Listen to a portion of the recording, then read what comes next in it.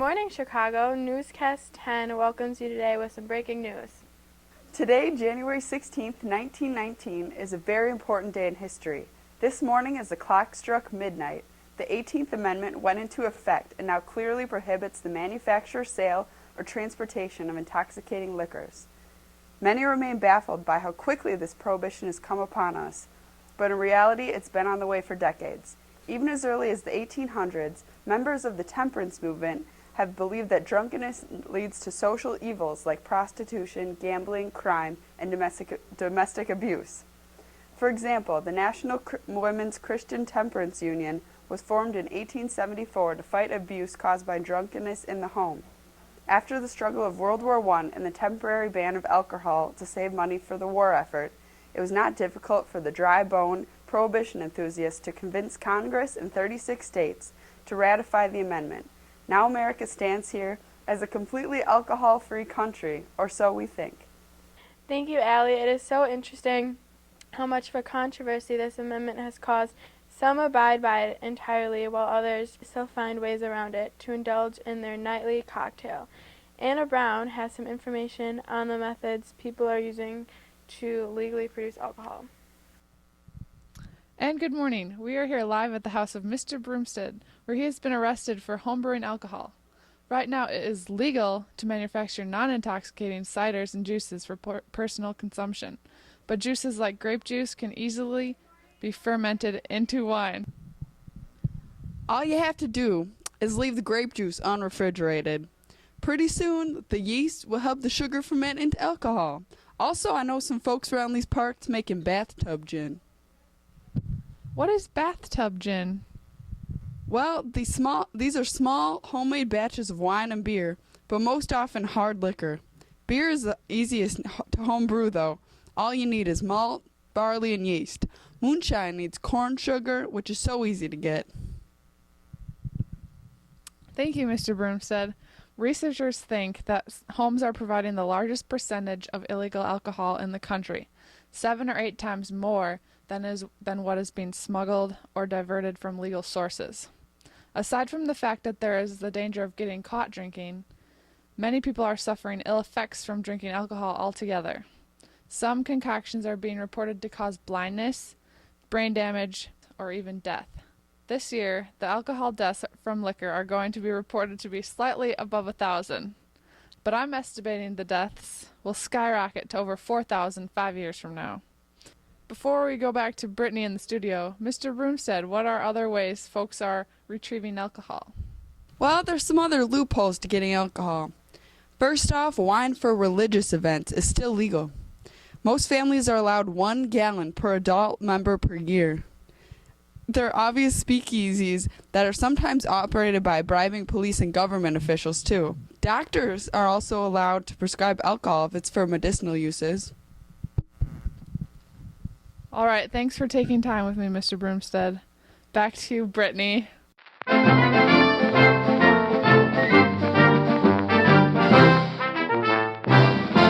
Hello again, Chicago viewers. Today's date is October 25th, 1920, and we bring you a special on today's current criminal activity and how it affects those in your area.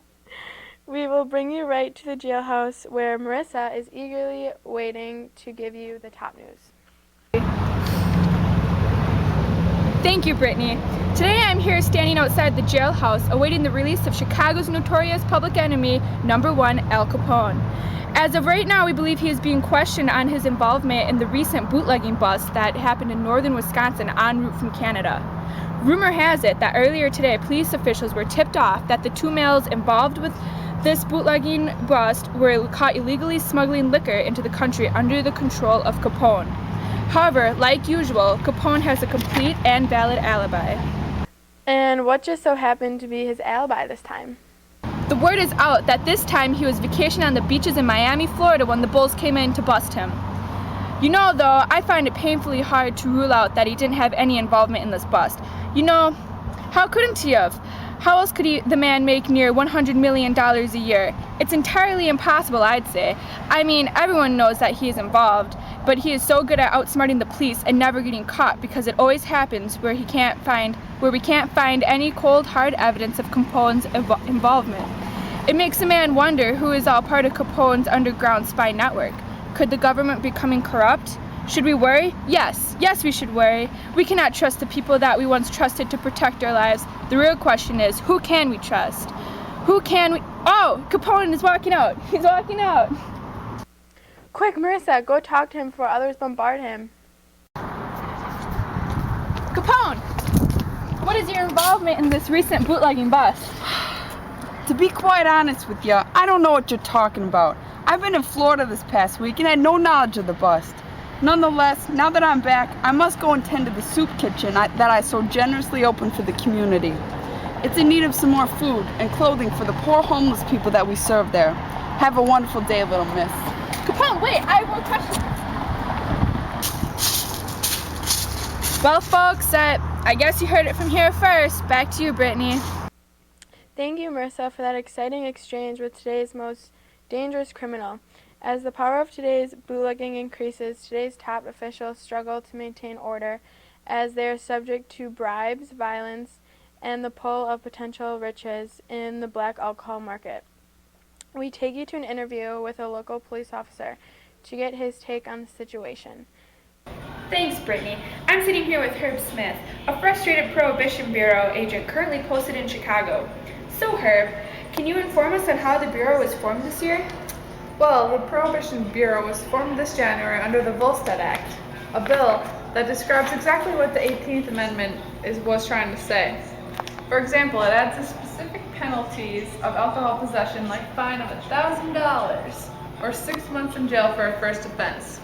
This law really makes our jobs easier as agents. Anyway, the Volstead Act was set up by the Prohibition Bureau to enforce the laws it introduced and have agents shut down speakeasies and bootlegging operations.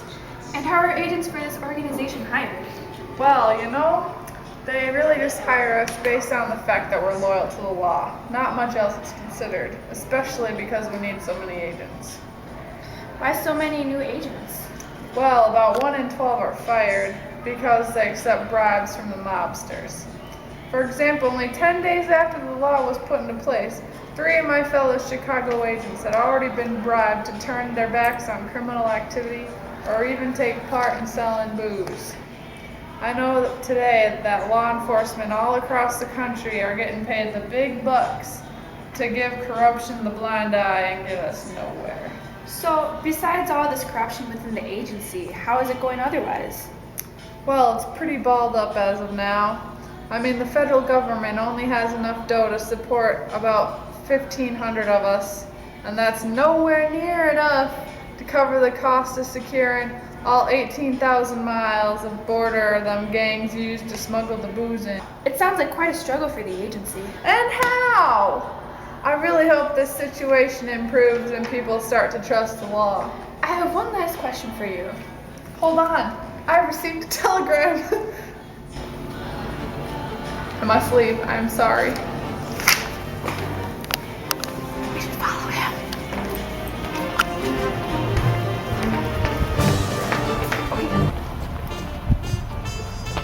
Hello, ma'am. Do you have a minute to answer some questions about the Prohibition? Yeah, sure, why not? I got nothing else better to do. Thank you so much. So can you explain how women are actually involved in all of this?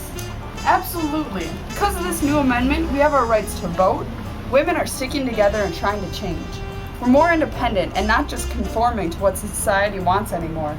We were all for the temperance movement before. What made you change your minds? The Prohibition, it's created a new type of women that's here to stay. And now what's so different from the women before? Well, we're done wearing those long, ugly dresses, and we're sick of having to deal with our long hair. So we're chopping all of our hair off for cute bobs. That's what we want. And we're wearing skirts and dresses as short as we want to wear. Like this. That way at jazz clubs we can have some fun, dance and show off our legs for once. That's about all that's changed though, right? No way! Today we're keeping up with our husbands and boyfriends more than ever. Women can smoke and drink too. And we do. Also, we're driving cars and riding bicycles as well. Wow, women really are a lot different now. Thank you for sharing that, miss. No problem.